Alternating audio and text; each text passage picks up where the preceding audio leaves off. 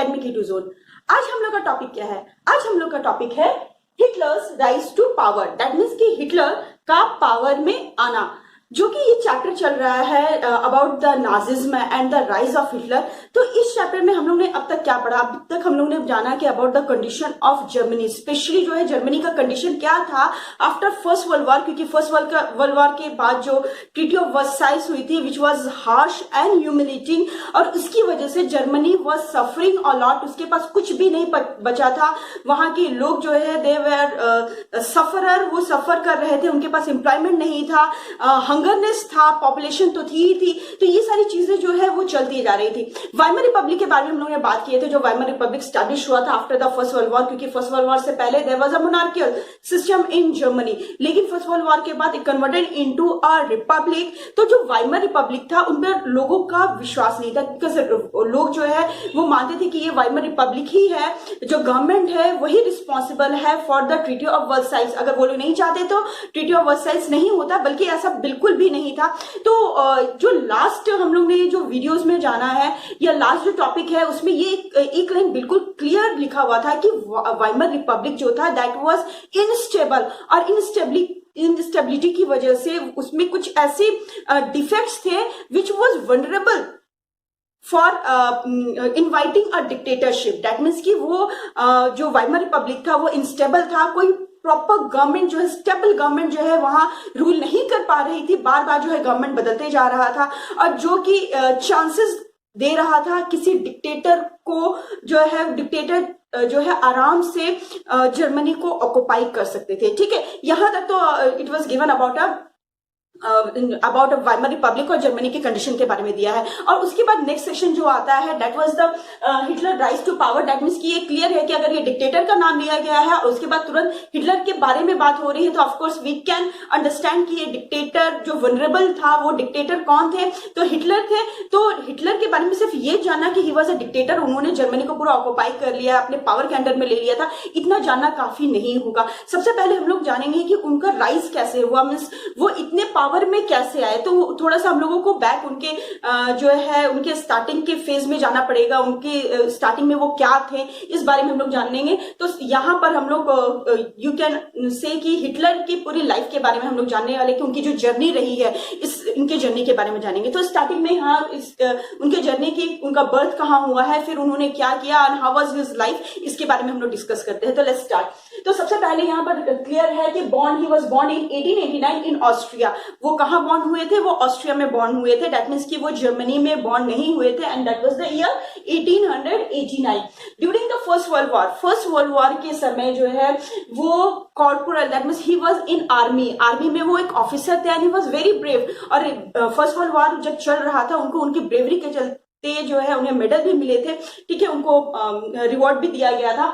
And but ये तो clear है कि फर्स्ट वर्ल्ड वॉर में जर्मनी लॉस्ट। ठीक है, ये जो है ऑस्ट्रिया की तरफ से अगर कह ले, क्योंकि ऑस्ट्रिया जर्मनी सब एक ही टीम थी, तो उसमें वो हार गए थे। एंड जब ट्रीटी ऑफ वर्साइल्स हुआ था he became furious. That means कि कोई भी होता है तो उसे क्या होता है, उसे अपनी कंट्री से तो प्यार होता ही है। और जब कहीं वॉर होता है तो हर कोई चाहता है कि वो सक्सेसफुल हो, वो डिफीट ना हो। लेकिन यहाँ पर डिफीट हुआ, और डिफीट होने के बाद जो ट्रीटी हुआ था वर्साइल्स का, दैट वाज रियली ह्यूमिलेटिंग। और ये जो है हिटलर को जो है फ्यूरियस बना दिया था। तो हिटलर के अंदर एक बदले की भावना वो क्रिएट वहीं से होना शुरू हो गई थी।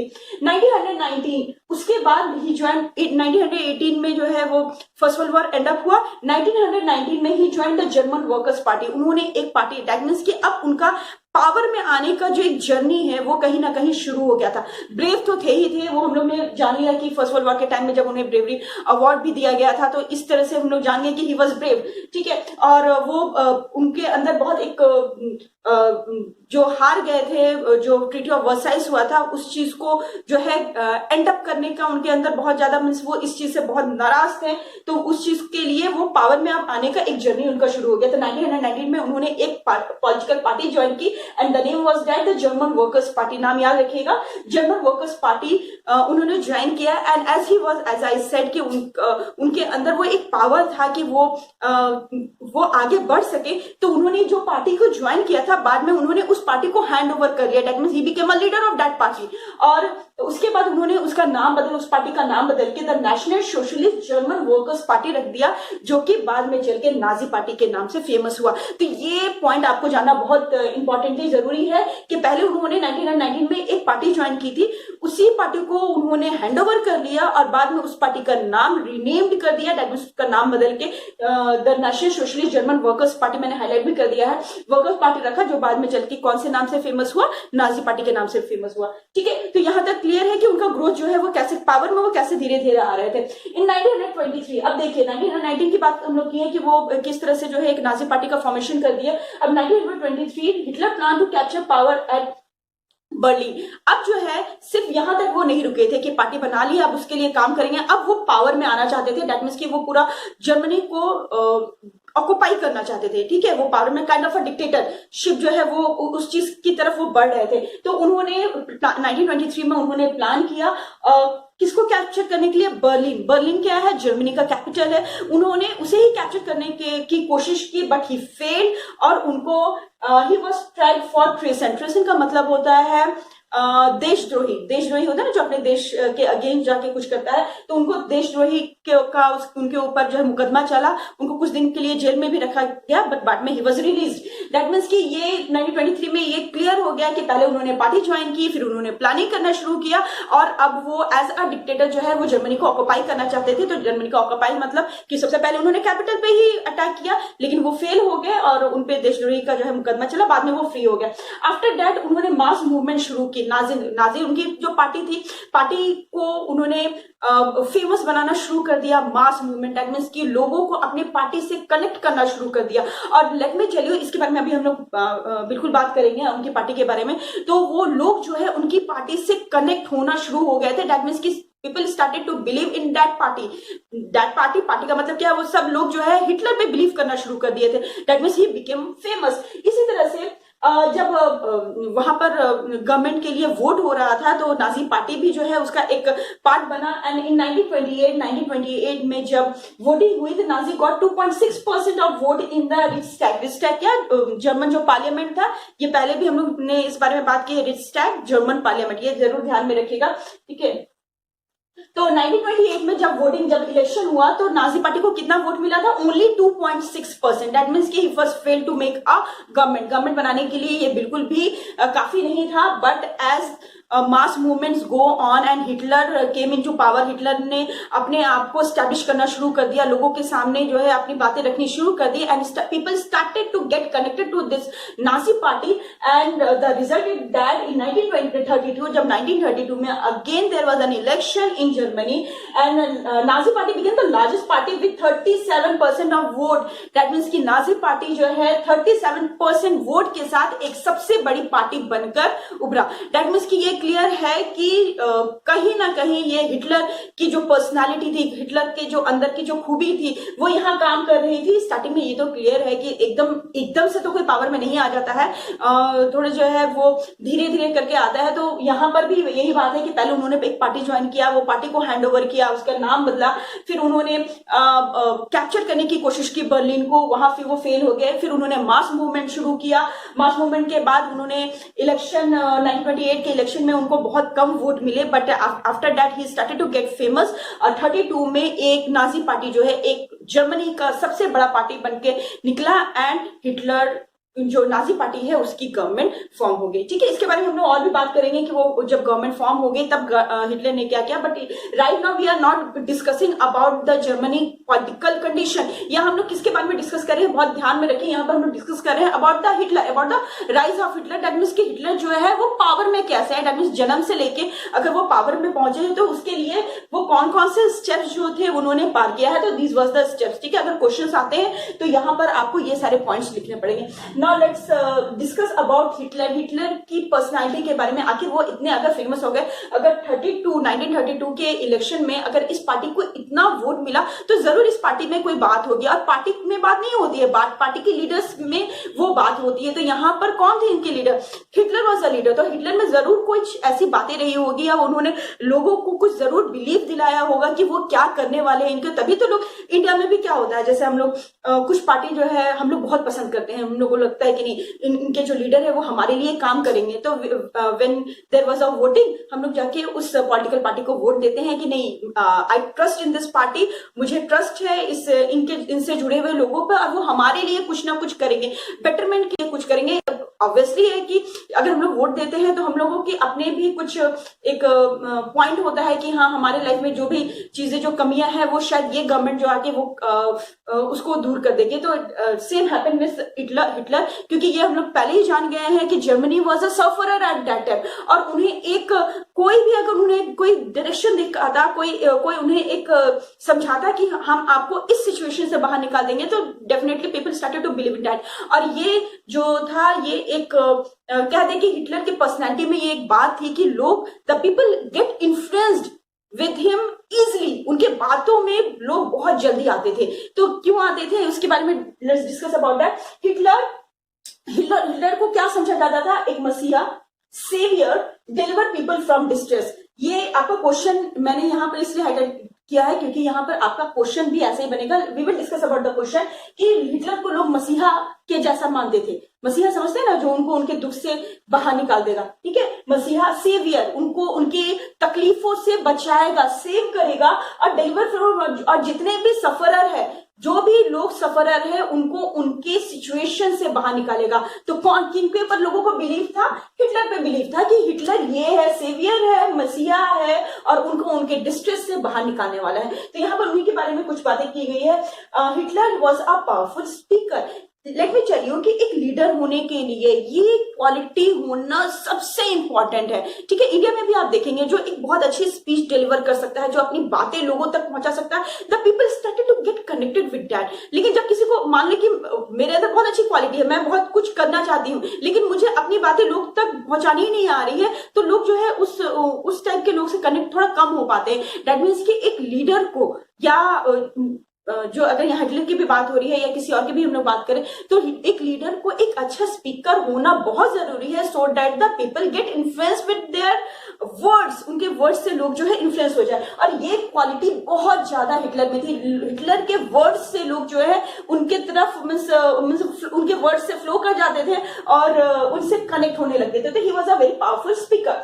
Next point I have wrote that devised a new style of politics. Not only that, एक पावरफुल वो स्पीकर थे ही थे, साथ ही साथ उन्होंने पॉलिटिक्स का जो है एक नया तरीका निकाला। लेट मी टेल यू कि यहाँ जो तरीका हम बताने वाले हैं आपको लगेगा कि अरे ये सब तो कॉमन है, ये सब तो हम लोग अपने आसपास भी देखते हैं, अपने लोकेलिटी में भी देखते हैं। लेकिन थिंक अबाउट दैट कि आज हम लोग देखते हैं, हम लोग 2020 में पहुंच गए हैं, हम लोग आज देखते हैं, बट थिंक अबाउट 1919 या 1920 या फिर 1928 जो भी है, ठीक है, इतने साल पहले की बात करें तो कहीं ना कहीं तो इस सिस्टम की शुरुआत हुई है।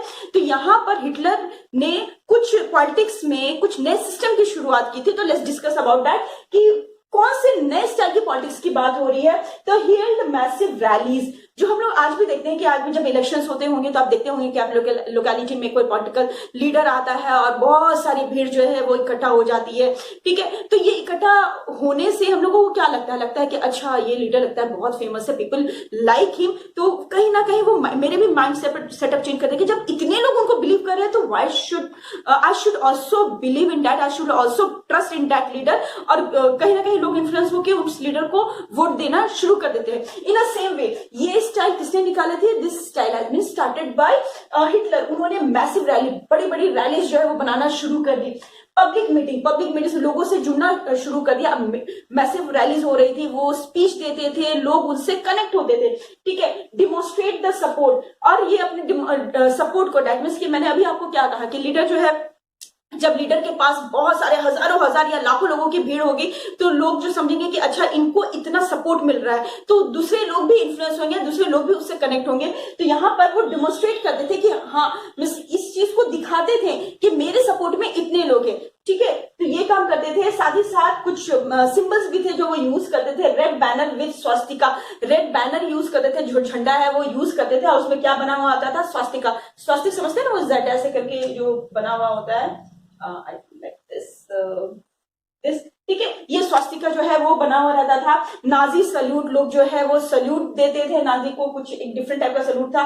एंड राउंड ऑफ अप्लॉज, जब स्पीच हो जाती थी, हिटलर जो है जब स्पीच दे देते थे तो लोग जो है तालियां बजाते थे, और उन तालियों से जो है पूरा का माहौल जो है वो मतलब ये क्लियर हो जाता था कि how much people love Hitler और उनके सपोर्ट में कितने सारे लोग हैं। तो ये सारी चीजें थी। लेकिन आप सोच रहे होंगे कि हिटलर, ठीक है, मान लिए कि he was a very good speaker, लेकिन हिटलर जो है लोगों को बोलते क्या थे, क्या बोलते थे कि लोग उनके सपोर्ट में आ जाते थे? कुछ ना कुछ तो बोलते होंगे ना कि क्या ऐसे सामने जाके खड़े होकर मेरी पर्सनैलिटी देख के कोई क्या मेरे सपोर्ट में आ जाएगा? नो, नॉट एट ऑल, ऐसा तो बिल्कुल नहीं होगा। जरूर मैं कुछ बोलूंगी और लोगों को मेरी बातें अच्छी लगेगी, then they started to get connected. ठीक है, तो लेट मी टेल यू कि आखिर जो हिटलर थे वो लोगों को बोलते क्या थे and how people get connected, how people get influence with their speaking. तो यहाँ पर मैंने कुछ पॉइंट्स लिख रखे हैं। To build a strong nation, सबसे पहले उन्होंने लोगों को प्रॉमिस की कि आप हम मेरे सपोर्ट में आइए।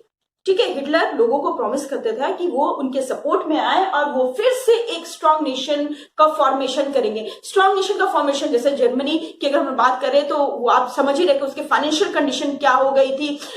इट बिकेम नथिंग, उनके पास अब कुछ भी नहीं बचा था। ट्रीटी ऑफ वर्साइल्स में जो है सब लोगों ने उनके पॉपुलेशन, उनके रिसोर्सेज, उनके पैसे, जो कंपनसेशन उनको पे करना पड़ता था, इसके चलते मतलब पूरा जर्मनी जो था वो काइंड ऑफ एम्प्टी हो चुका था। उनके पास कुछ भी नहीं बचा था, लोग जो है सफर कर रहे थे। तो इस ऐसे सिचुएशन में ये हम लोग बात किए थे। फिर इसी बीच जो है ग्रेट इकोनॉमिक डिप्रेशन आ गया, जिससे वो अगेन थोड़ा सा स्टेबिलिटी आई थी अमेरिका की वजह से, जो आप लोग पढ़ चुके हैं, यूएस की वजह से जो स्टेबिलिटी आई थी वो फिर से जो है डिट्रॉइट होना शुरू हो गया था। तो यहाँ पर हिटलर प्रॉमिस कर रहा था कि वो फिर से वो लोग उनके सपोर्ट में आए और वो एक स्ट्रॉन्ग नेशन का फॉर्मेशन करेगा। Under the injustice of Versailles treaty, वो ये भी प्रॉमिस करते थे कि जो ट्रीटी ऑफ वर्साइल्स में उनके साथ जो ह्यूमिलेटिंग जो है सिचुएशन उनको जर्मनी में आ गया है, वो उसको अंडू करेंगे। अंडू का मतलब क्या है कि पहले वाले सिचुएशन में फिर ले आएंगे। दैट मींस की ट्रीटी ऑफ वर्साइल्स के बाद जो जर्मनी का कंडीशन हुआ है उससे पहले जर्मनी जैसा था, उनके सपोर्ट से, मींस पब्लिक सपोर्ट से वो उस सिचुएशन से लोगों को बाहर निकालेंगे और जर्मनी जैसा पहले था before the first world war वो फिर से वैसा हो जाएगा। Restore the dignity of people, वो लोगों की डिग्निटी को फिर से रिस्टोर कर देंगे। एम्प्लॉयमेंट, लोगों को जो है, लोग बेरोजगार हो चुके थे, वो लास्ट वीडियो में हम लोगों ने डिस्कस कर लिया था। लास्ट टॉपिक में ये क्लियर था कि किस तरह से लोग बेरोजगार हो रहे थे और जो है वो पैम्पलेट लेके घूम रहे थे रास्ते में कि विलिंग टू डू एनीथिंग, कुछ भी आप काम करवा लो ताकि उनके पास कुछ पैसे आ सके। दैट मींस की employment was very harsh in Germany. तो एम्प्लॉयमेंट के लिए उन्होंने बात कही कि लोगों को एम्प्लॉयमेंट मिलेगा। Secure future for youth, youth को जो है, जो यंग जनरेशन है उनकी फ्यूचर सिक्योर होगी, उनको समझने के, उनको परेशान होने की जरूरत नहीं है। And remove all foreign conspiracies against Germany, और ये भी उन्होंने क्लियर किया कि जितने भी फॉरेन कंट्रीज हैं, ये तो क्लियर है कि बारी बारी से लोग जो है उनके रिसोर्स वाले एरियाज लेते जा रहे थे। तो that was a kind of a conspiracy. Conspiracy का मतलब क्या होता है? षड्यंत्र। ठीक है, तो फॉरेन, जितने भी फॉरेन कंट्रीज है जो जर्मनी के खिलाफ जो षड्यंत्र कर रहे हैं कि जर्मनी को कंप्लीटली जो है एकदम गिरा दिया जाए, उनके पास बिल्कुल भी पावर ना रहे, तो यहाँ पर उन्होंने लोगों को समझाया कि वो उन सारे कॉन्स्पिरेसीज से जो है वो अलग कर लेंगे, जर्मनी को फिर से एक पावरफुल नेशन के रूप में स्टैब्लिश करेंगे।